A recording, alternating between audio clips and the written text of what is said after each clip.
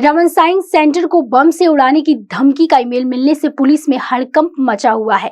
Ganeshpeth police ने अज्ञात आरोपी के खिलाफ मामला दर्ज कर केंद्र की सुरक्षा बढ़ाई है।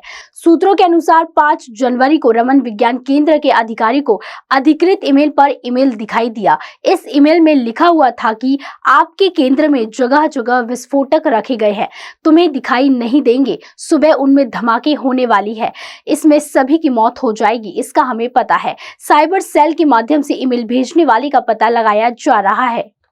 पोलीस ठाणे गणेशपेठ यांना आम्हाला तत्काळ माहिती मिळाली की दिनांक 4/1/24 रोजी सकाळी 4:30 वाजताच्या सुमारास ते जे हँडल करणारे आहेत ते रमन सायन्स सेंटर आगाराम देवी या ठिकाणी जे सेंटर आहे त्या ठिकाणी जे ईमेल हँडलिंग करणारे आहेत त्यांनी ईमेल उघडला असता त्यांना एक अननोन ईमेल मिळाला।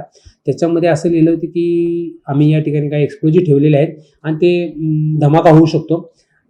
अशा प्रकारचा मेल त्यांना प्राप्त झाल्यामुळे त्यांनी आम्हाला तत्काळ माहिती दिली। आम्हाला माहिती मिळाली, आम्ही वरिष्ठांना याबद्दल माहिती देऊन सदर ठिकाणी बिल्डिंग चेकिंग करून घेतलं आहे आणि त्यानंतर योग्य ती सुरक्षा ठेवण्यात आली। पण त्यामध्ये कुठल्याही प्रकारची आम्हाला असं एक्सप्लोजिव्ह किंवा काही अननोन मटेरियल आम्हाला मिळून आलं नाही।